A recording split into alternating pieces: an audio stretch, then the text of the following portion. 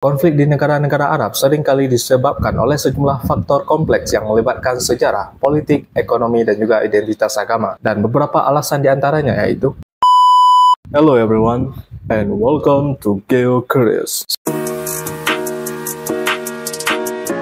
So, di video kali ini agak sedikit berbeda daripada video yang sebelumnya. Kalau di video sebelumnya kita hanya membahas tentang detail satu negara. Di video kali ini kita akan membahas banyak negara. Dan negara-negara akan kita bahas adalah negara-negara Arab. Apa sih yang kalian tahu tentang negara Arab? Apa cuma negara Saudi Arabia, Mesir, Irak? Ternyata negara Arab lebih dari itu. Ada 22 negara Arab yang ada di dunia ini. Nah, di video kali ini kita akan membahasnya secara umum satu persatu. Sebelum itu, kita perlu tahu dulu tentang apa sih pengertian negara Arab itu. Mungkin kalian pernah bertanya, kenapa sih di wilayah Arab itu sering terjadi konflik? Apa sih penyebabnya? Apakah karena Israel? Nah, kita akan bahasnya nanti di video ini. Nah, dunia Arab sendiri merujuk pada negara-negara berbahasa Arab yang terbentang dari Samudra Atlantik di barat hingga Laut Arab di timur dan dari Laut Tengah di utara hingga ke Tanduk Afrika dan Samudra Hindia di tenggara. Singkatnya, dunia Arab berada di dua benua, yaitu benua Asia dan juga benua Afrika. Nah, dunia Arab terdiri dari 22 negara dengan total populasi 325 juta jiwa. So, negara pertama yang akan kita bahas yaitu negara Aljazair. Nah, Aljazair sendiri adalah negara terluas dalam dunia Arab dan juga negara terluas di benua Afrika dengan total luas wilayah 2,3 juta kilometer persegi. Aljazair adalah negara yang terletak di bagian utara Afrika yang beribu kota di Algiers. Bahasa resmi Aljazair adalah bahasa Arab dan juga bahasa Berber. Bahasa Arab digunakan dalam komunikasi resmi dan juga publikasi. Sementara bahasa Berber memiliki status resmi dan diakui dalam konstitusi Aljazair. Tetapi banyak juga penduduk Aljazair yang fasih dalam berbahasa Prancis, karena Aljazair merupakan bekas penjajahan Prancis. Selanjutnya, sekitar 80% dari wilayah negara Aljazair adalah gurun, yaitu Gurun Sahara, yang merupakan salah satu gurun terbesar di dunia. Negara yang kedua yang akan kita bahas adalah negara Bahrain. Nah, Bahrain sendiri adalah sebuah negara kepulauan yang terletak di Teluk Persia di Timur Tengah yang berbatasan langsung dengan Arab Saudi. Bahrain terhubung langsung ke Arab Saudi melalui jembatan King Fahd Causeway, sebuah jembatan sepanjang 25 km yang merupakan satu-satunya akses darat ke negara tersebut. Nah, Bahrain sendiri merupakan negara terkecil di dalam dunia Arab dengan total luas wilayah 750 km, dan Bahrain telah berupaya untuk memperbarui ekonominya dan juga sektor jasa, khususnya di sektor keuangan dan pariwisata yang telah menjadi fokus utama di negara ini. Selanjutnya, negara ketiga akan kita bahas adalah Comoros Island atau Kepulauan Komoro. Nah, mungkin banyak belum tahu nih, kalau Kepulauan Komoro merupakan salah satu negara Arab. Komoro sendiri adalah sebuah negara kepulauan yang terletak di Samudra Hindia, di sebelah timur negara Mozambik, dan barat laut negara Madagaskar. Ibu kota Komoro adalah Moroni. Meskipun secara geografis jauh dari negara Arab, namun Komoro sangat dekat dengan dunia Arab karena budaya dan juga sejarahnya. Komoro memiliki 3 bahasa resmi, yakni Arab, Komoro, dan juga Prancis. Pertanian, terutama produksi vanila, adalah salah satu sektor utama ekonomi di Komoro. Komoro juga terkenal dengan produksi minyak esensial yang liang yang digunakan dalam industri parfum. Next, negara keempat yaitu negara Djibouti. Djibouti adalah salah satu negara kecil yang terletak di semenanjung Afrika Timur, di sebelah utara Somalia dan juga Ethiopia, serta di sebelah selatan dan barat Eritrea. Ibu kota Djibouti adalah Djibouti City. Djibouti memiliki posisi yang sangat strategis di kawasan tersebut. Terletak di pesisir selatan Selat Bab el Mandeb yang menghubungkan Laut Merah dan juga Teluk Aden. Nah, Djibouti sendiri menjadi lokasi pelabuhan penting dan jalur maritim yang sangat sibuk. Oleh karena itu, Djibouti menjadi tuan rumah bagi beberapa basis militer asing termasuk militer Prancis, Amerika Serikat, dan juga Tiongkok. Keberadaan basis-basis ini mencerminkan pentingnya posisi Djibouti dari segi keamanan global. Oke, next one, negara yang kelima yaitu negara Egypt atau Mesir. Nah, Mesir sendiri adalah negara dengan penduduk terbanyak di dunia Arab dengan total 104 juta penduduk. Ibaratnya Mesirnya kayak empos dunia Arab lah, atau big guy-nya lah. Nah, Mesir sendiri memiliki peran penting dalam dunia Arab yang mencakup berbagai aspek termasuk politik, budaya, ekonomi, dan juga sejarah. Sebagai salah satu negara terbesar dan paling berpengaruh di dunia Arab, Mesir seringkali memegang peran kepemimpinan dalam isu-isu politik di kawasan tersebut. Mesir telah terlibat dalam berbagai inisiatif perdamaian di wilayah tersebut, termasuk dalam konflik Israel dan juga Palestina. Perjanjian damai Mesir dan Israel pada tahun 1979 menjadi salah satu elemen kunci dalam geopolitik regional. Next, negara yang keenam yaitu negara Irak. Irak adalah negara yang terletak di wilayah barat daya Asia, tepatnya di tepi timur Laut Tengah. Sebagian besar wilayah Irak terdiri dari dataran rendah yang dihiasi oleh sungai-sungai besar seperti Sungai Tigris dan juga Sungai Efrat. Ibu kota Irak adalah Baghdad yang terletak di sepanjang Sungai Tigris dan merupakan pusat politik, ekonomi, dan juga budaya negara ini. Baghdad telah menjadi salah satu pusat utama pembelajaran, kebudayaan, dan ilmu pengetahuan di dunia Islam selama abad keemasan Islam, yaitu pada zaman dinasti Abbasiyah. Perpustakaan besar di Baghdad menjadi salah satu perpustakaan terbesar di dunia pada saat itu. Perpustakaan ini bernama Bait Al-Hikmah atau Rumah Kebijaksanaan. So, the next one. Cortez, it's time for you. Thanks, Yanu. Hi everyone, Cortez is back. Oke, negara yang ketujuh yang akan kita bahas adalah negara Jordan atau Yordania. Jordan sendiri terletak di ujung timur Laut Tengah dan berbagi batas darat dengan beberapa negara. Ibu kota Jordan adalah Amman dan merupakan salah satu kota tertua yang dihuni di dunia. Jordan sendiri terkenal karena kota kuno Petra yang juga dikenal sebagai Kota Merah.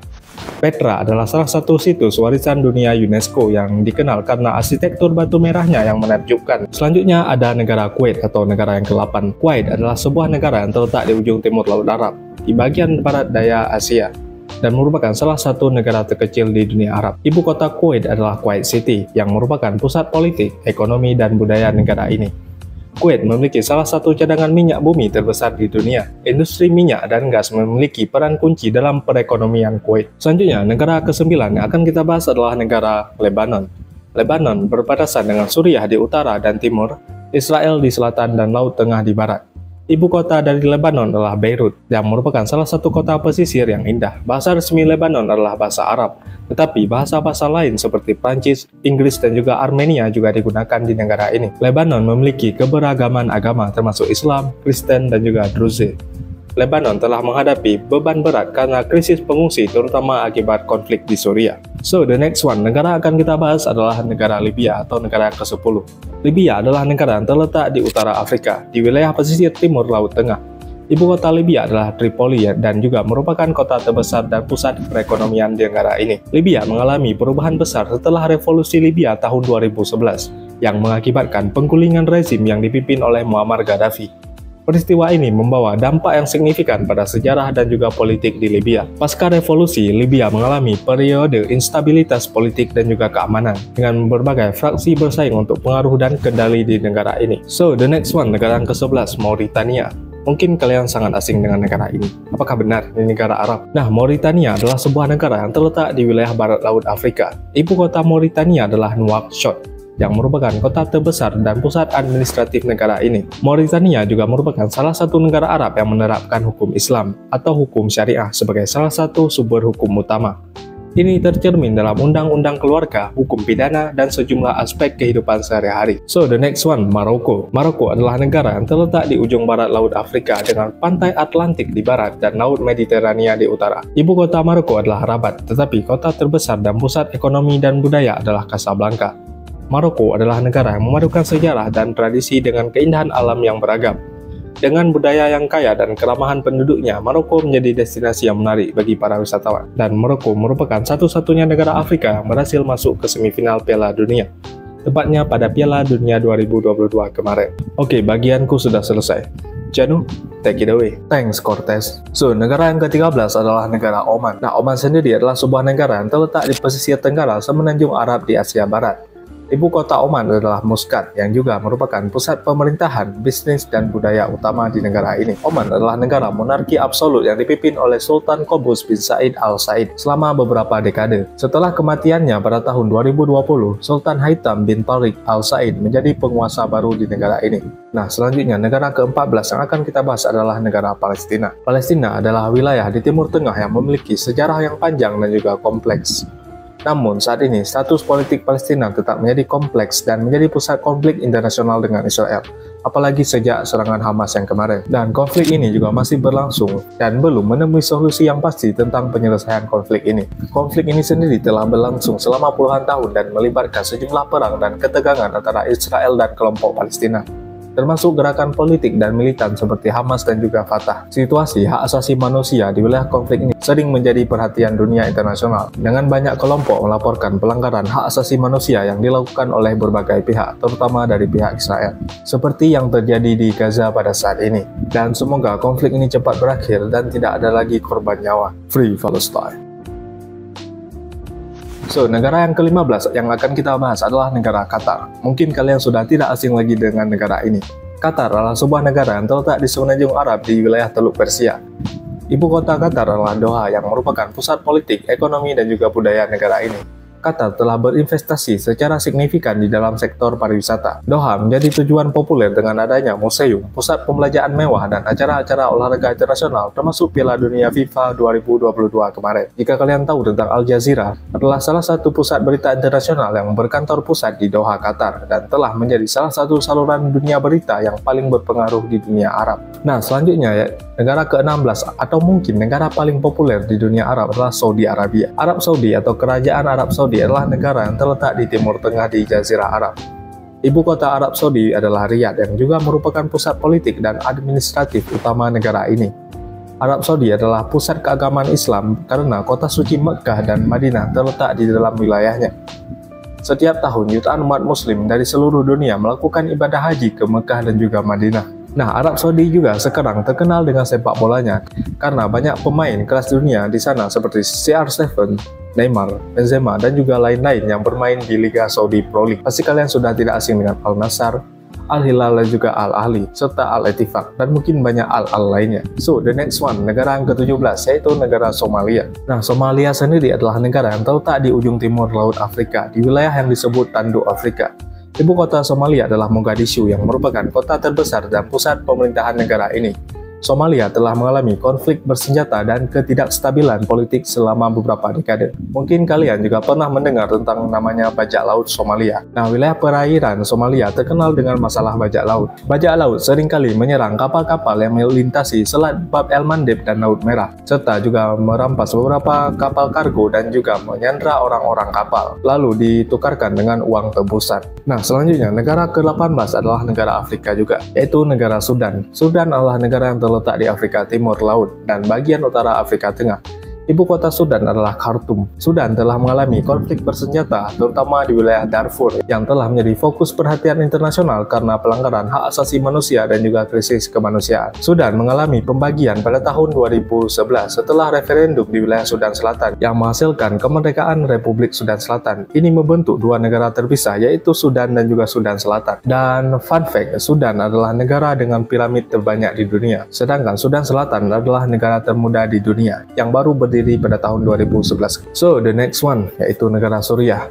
Negara ini dulunya merupakan pusat peradaban Islam pada zaman dinasti Umayyah, tepatnya di kota Damaskus. Nah, Suriah sendiri adalah negara di Timur Tengah yang telah menjadi pusat perhatian dunia karena konflik bersenjata yang kepanjangan. Nah, ibu kota Suriah sendiri adalah Damaskus, salah satu kota tertua di dunia terus dihuni. Suriah telah mengalami konflik bersenjata sejak tahun 2011, yang dimulai sebagai bagian dari gelombang protes Arab Spring. Konflik ini melibatkan pemerintah Suriah, kelompok oposisi, dan juga kelompok militan seperti ISIS. So, the next one. Olaf, it's time for you. Sorry Janu, Olaf nggak bisa hadir hari ini. Ya udah nggak apa-apa, kamu aja yang ganti. Hitung-hitung lembur. Ganti dia, oke? Oke, sip. Alright, aku lembur hari ini. So, mari kita lanjut ke negara yang ke-20, yaitu negara Tunisia. Tunisia adalah sebuah negara yang terletak di ujung utara Afrika, berbatasan dengan Laut Tengah di sebelah utara dan juga timur. Ibu kota Tunisia adalah Tunis.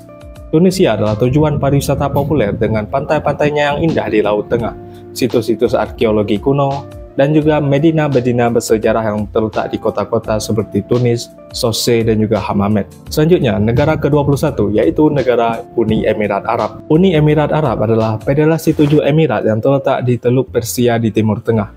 Ibu kota Uni Emirat Arab adalah Abu Dhabi, yang merupakan pusat politik dan administratif federasi. Uni Emirat Arab telah berhasil mengembangkan ekonominya jauh dari ketergantungan pada sektor minyak dan gas. Kota Dubai telah berkembang sebagai pusat keuangan, pariwisata, dan perdagangan global. Di kota Dubai terdapat Burj Khalifa, yang merupakan menara pencakar langit tertinggi di dunia. Menara ini menjadi ikon arsitektur modern dan pariwisata di Uni Emirat Arab. So, negara yang terakhir yang akan kita bahas adalah negara Yemen atau negara Yaman. Nah, Yaman sendiri adalah sebuah negara di ujung selatan semenanjung Arab yang terletak di Asia Barat, terletak di Laut Merah dan Laut Arab.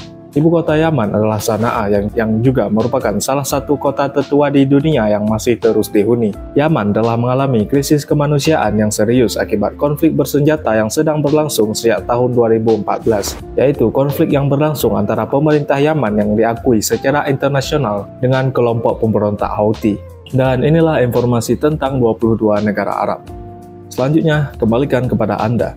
Janu, take it away. Thanks Cortez. So, seperti yang kita bahas di awal, apa sih yang menjadi konflik di negara-negara Arab? Nah, konflik di negara-negara Arab seringkali disebabkan oleh sejumlah faktor kompleks yang melibatkan sejarah, politik, ekonomi, dan juga identitas agama. Dan beberapa alasan diantaranya yaitu: yang pertama, kehadiran rezim otoriter dan ketidakpuasan terhadap pemerintahan yang tidak demokratis yang memicu protes dan juga konflik di negara-negara Arab.